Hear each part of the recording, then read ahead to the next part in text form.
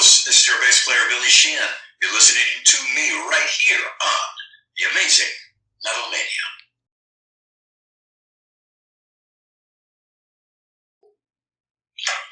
Oh, well, I've been, people randomly send me emails from around the world asking me to play on their tracks, and I'm home. I can't tour right now because of the pandemic, and so I say, okay, and they send me their Pro Tools files, their digital version of their recording session, and I play bass on it. And initially we thought, well, it might be nice. We might get maybe 5 or 6 people, and we'll make a little money, but it's not really a money motivation. It's just more something to do.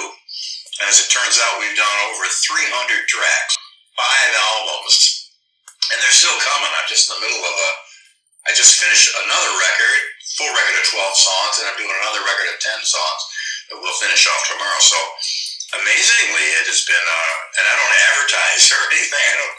I don't just by word of mouth, I guess. So we have a real nice setup here in my studio where we get some great bass tones. And people that send me their files, they're not necessarily professional recording musicians. Some of them are.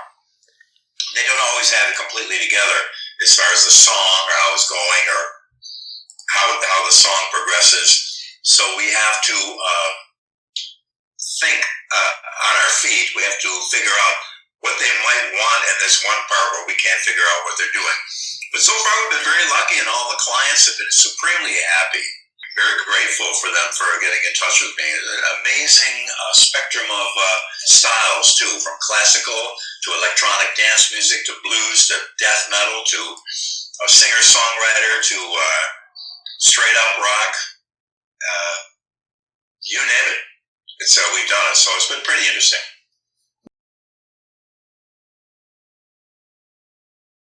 We're working on a new Winery Dogs record. We're very excited about that, and we've completed a brand new Talas record. Talas is the band I left in 1985 to join David Lee Roth, and I remained friends with those guys for a long, long time. And we decided at one point, well, let's go back and record the songs we left behind back in 1985. We had 2 choices. What should we modernize them and bring them up to date, or play them the way we did them back then? And we said, let's play them. Let's get in a time machine and go back there. So it was a bittersweet project because the sweet part was being together with my friends again. We had a riot. We had a blast recording the record. We did a couple of shows, and it was a blast. We played down in New York City, and Bumblefoot came, Carmine Appice came, all these people came out because we used to play, Talas used to play in New York City a lot back in the day, in 83, 84, 85, all those days. We got to getting to the record, and it turns out, sadly, our singer had some health issues, and he didn't let us know, and we really didn't know how serious it was until the record was finished. And at that point, we realized that he was in bad trouble, and sadly, he didn't make it. He passed away soon after the record was finished, but which makes me respect him even more because he got up to that microphone and sang his heart out and killed it. Amazing, just great vocals. One of the sweetest, most wonderful people I've ever known in my life too. He's just a wonderful guy. And he was in Toronto while I was here in Nashville, and the engineer in Toronto had set up a program called Audio Movers, and I could be in real time in the session. Then we used Zoom or FaceTime to talk back, so I could talk to him about what he was singing, the lyrics, and fine tune everything. So we had to do it all remotely, but it was quite. I'm so glad I got to work with them in this capacity in his final months because he was just he never said a word about it, never complained, never was a victim or sad about it. He just got up there, sang his ass off. We laughed. It was funny. We had a great time. And then I was recording on another project about a month later, and I saw my phone ring, and it was his brother, and I knew we lost him. So the Talas record that we did to commemorate our moment back in the day, we instantly decided the whole purpose of the record is to underline Phil's legacy. Phil Narrow is his name, and underline his legacy and let the world know not only what a great singer he was, but what an incredible person. So that was a bittersweet situation for us, of course, but that record is in production now. I mean, in manufacturing now, so that should be out very soon.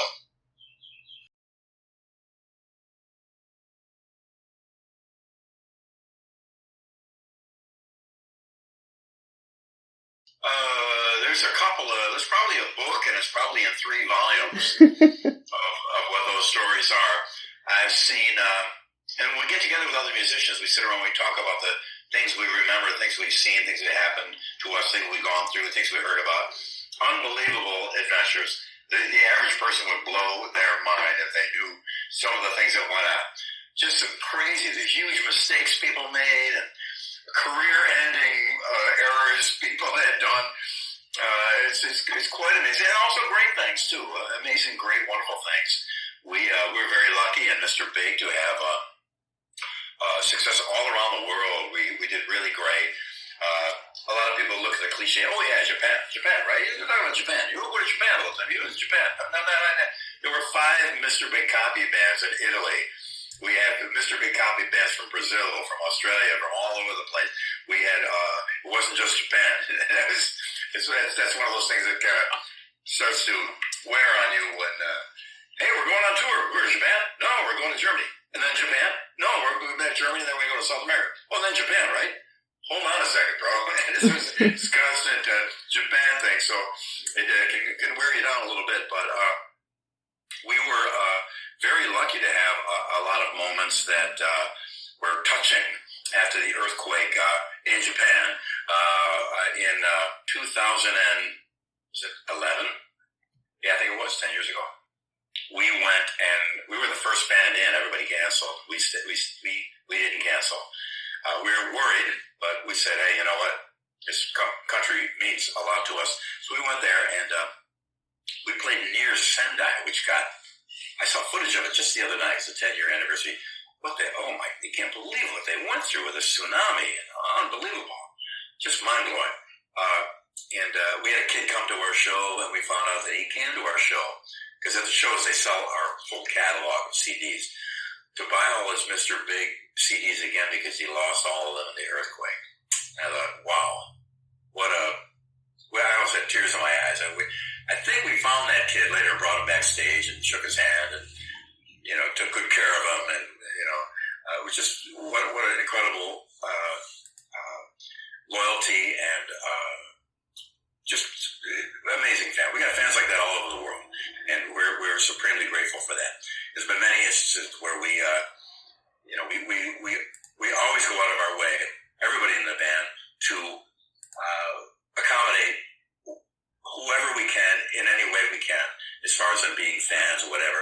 Sometimes they do the paid meet and greet, where you pay money and go in and meet the band. I hate those because it's I know they got to do it. They got bills to pay, and expenses are up, and the touring is expensive. So I understand, and I'll do them. But people write to me and say, I don't have the money for that. We paid all the money for the tickets, So I guess I won't see you, but I'll watch you on stage. And I say, come out after the show to the tour bus. I'll be there. It's free. Take a photo. I'll sign anything you want.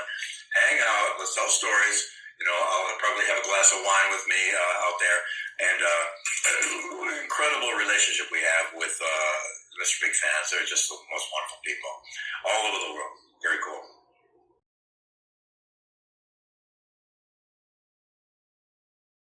Well, our fans in general, we play down in South America a lot, all the countries down there. The Brazilian fans are out of their minds. They're great. We love them. They sing the guitar solos in the middle of the song. They sing the notes of the guitar solos, and they're just amazing.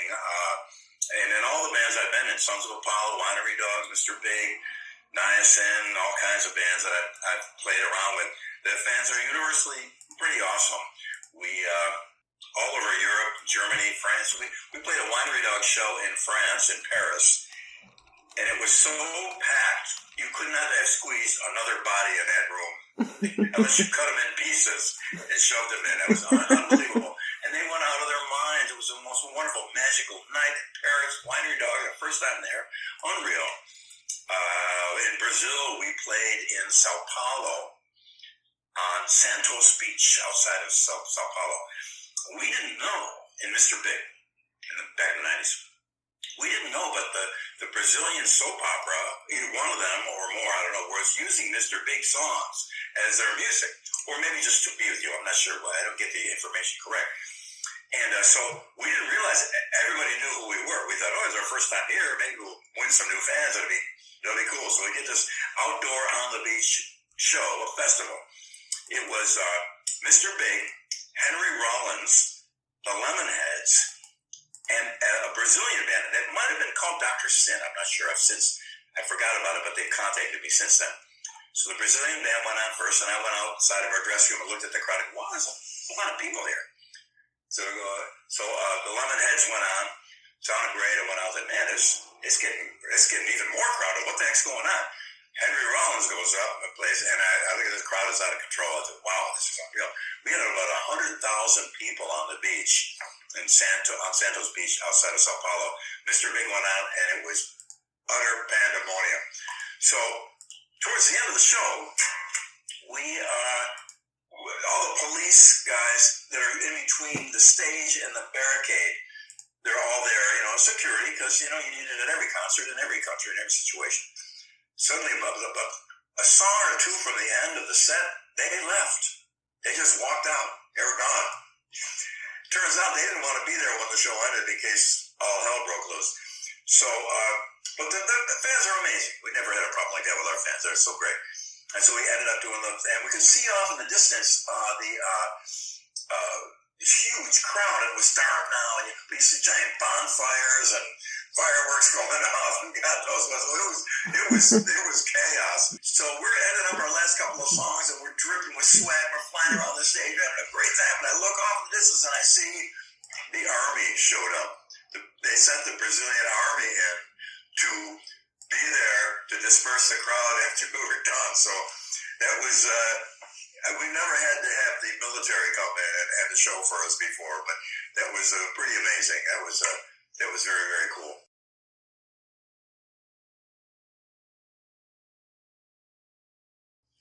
Well, while I was waiting for you to call, I sit down with my bass and I just start fooling around, and I come up with a thing that sounds like something.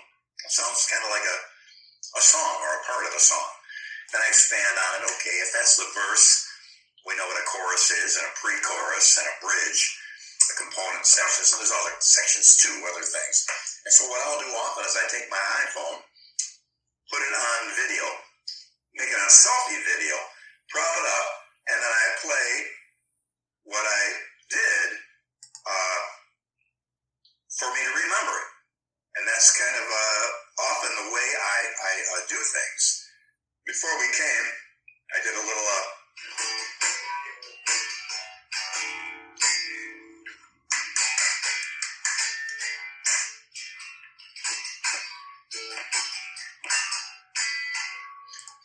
make mistakes, and I explain the mistake.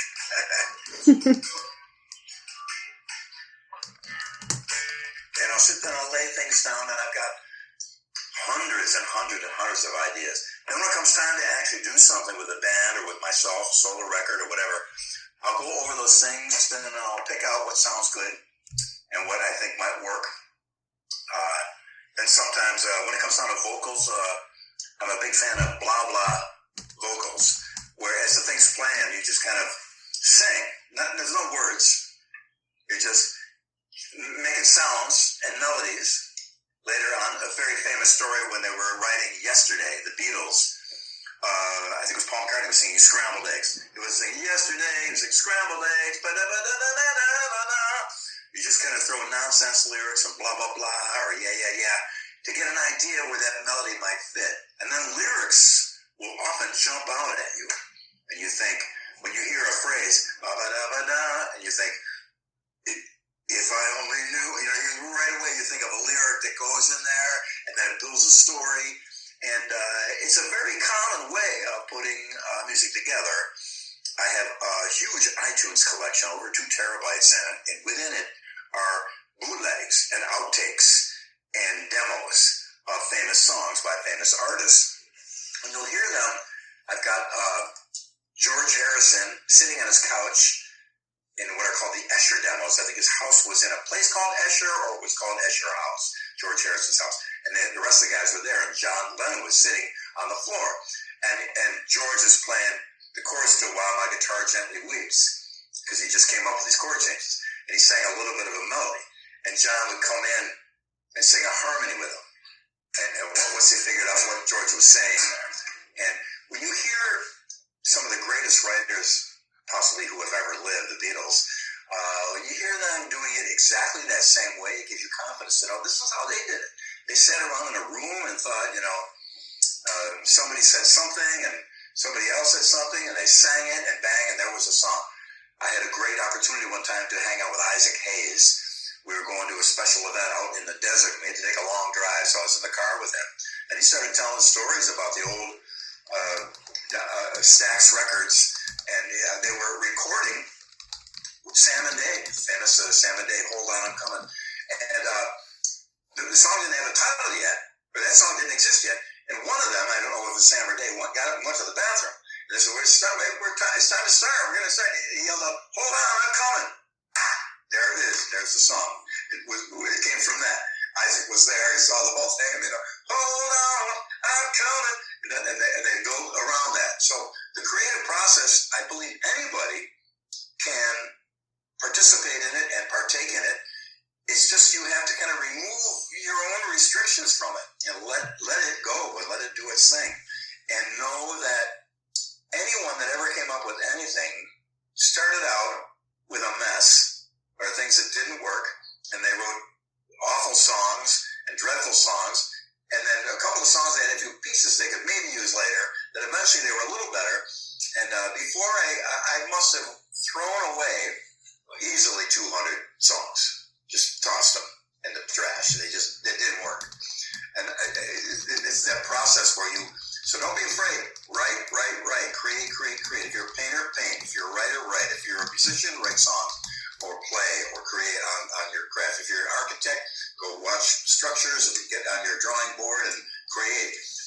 You're going to have stuff that is awful and dreadful because you're new at it, and then eventually it comes around. So the whole creative process, I think, is something you can improve on anyone, no matter where they're at. And I do master classes sometimes, and people ask me, well, how do you come up with the bass line? I go, show me the chords. Here's what I would do, and here's why. Another great thing to know is we all often imitate. When we grow up, we imitate our mom and dad, brothers and sisters and friends. That's how we learn to speak. That's how we learn to conduct ourselves. We copy from those who came before us. And it's true in the arts as well. Hunter S. Thompson wrote a famous book called Fear and Loathing in Las Vegas, I believe. Famous book back, I think in the 70s. And I found out that he, at one point, took a very famous book. I forgot what it was, some famous novel, like War and Peace, or like Little Women, or some famous, incredible novel. I forgot which one it was. I'm sure it's easy to find out if you Google it. And he sat with a typewriter and he typed out the entire novel. As he turned a page, he would type that whole page to get the feel of what it would be like to write an amazing book like that. The Beatles' first record, half the songs were copy tunes. Please, Mr. Postman, Taste of Honey, Twist and Shout. Copying is a very common thing. Architects, the old school painters who were the great masters, they would copy the masters that came before them, and they would do paintings of their paintings just to get the idea of how do you do a painting like that. And later on, it became their own. They became their own masters of their craft. So I've gone a long way with this too, haven't I? Sorry. I'll shut up now. But anyway, that's the idea. That creativity is everywhere. Just keep going on it, and listen to great songs, and look at great paintings, and read great books, and listen to great singers and great musicians. They'll influence you. It's a very important thing to surround yourself with great stuff. We're lucky now on YouTube; everything is everywhere. You can find every song you want on Spotify, on YouTube. You can find the demos and the live versions, and all these things can be a great great source of inspiration no matter where you're at. Well, I'm involved a lot in gear and equipment for bass and audio and things of that nature. And because in the very beginning, on the wall, on the video there, that this bass right here is my original old P bass that I bought while I was in high school. I remember putting the bass in the case in a locker in my high school. That's how long I've had it. And it's still with me, but I made many modifications on it. And all of them seemed to make sense at the time, but I didn't know what I was doing. Now, decades later, I see there's many players that did almost the same thing I did. They added a big fat Gibson pickup near the neck, and along with the regular Fender pickup that's on there. And I just posted one of the Pink Floyd basses. They did the same thing. Mel Shacker from Grand Funk did the same thing. A whole bunch of people did a very similar thing. So working with gear and modifying it and improving things has always been I'm a home handyman, so I work. I can use tool using.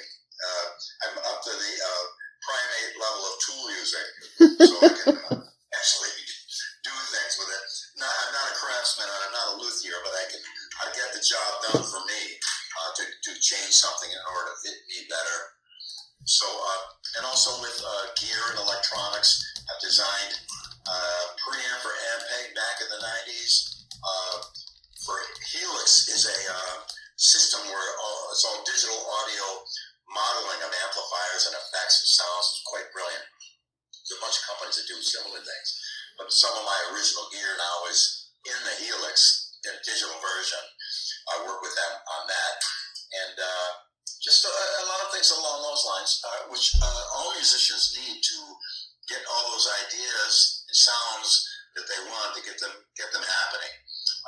We have quite a great community of Yamaha Attitude Bass players. There's I think 2 Facebook pages for Yamaha Attitude Bass, and I stay in touch. And I'm on there. If somebody has a question or needs a part, I had a guy the other day. He broke his volume control, and he couldn't find that one. So I got in touch with Yamaha. They sent it to me. I sent it to him. Now I can't do that for everybody, but I try to take care. This is my bass, and it's my baby, and I love it, and it's awesome. So when somebody's kind enough to buy this, I want to take good care of them, and I do. A guy also I made some pedals, effects pedals, one by EBS, Billy Sheehan Drive, and a guy wrote to me. He was going to come to our show in Nashville, I think, Winery Dogs, and he goes, "Yeah, the pedal's broken, it doesn't work," and I plug it in, and it makes this noise. I go, "Oh, okay, well, I'll bring mine down. I'll bring one of mine down. I'll swap it out, and I'll take yours, and I'll send it back to EBS, and they'll send me, either fix it or send me a new one. You don't worry about it. Here's a new one. I'll take care of it. It's got my name on it. I want to make sure people are taken care of." Turns out he was plugging it in wrong. And I knew it too. I knew there wasn't anything wrong with the pedal. But I still took care of him, and he wrote back and apologized. There's no problem. You get a new one. It's for me. I'm happy to help you out. So things like that I do a lot too, working on gear, equipment, recording, all the stuff that goes into it. I have a custom set of strings from Roto Sound that I endorse. A lot of other pieces of gear that I speak for. I only endorse things that I believe in and that I believe are really helpful and good quality, and I don't get paid to endorse anything. People think, "Oh, he's endorsing that just to get the cash." I've seen some of the comment boards that, "Yeah, it's just for the money." I go, "Hey, I'll show you my tax return, bro. There's no money coming in from that. I'm just doing it." Now, they're kind enough to lay one on me in return for my endorsement. But my endorsement isn't to get why would I want it if I didn't like it? It's a funny thing. So because I helped design this bass, I get a royalty.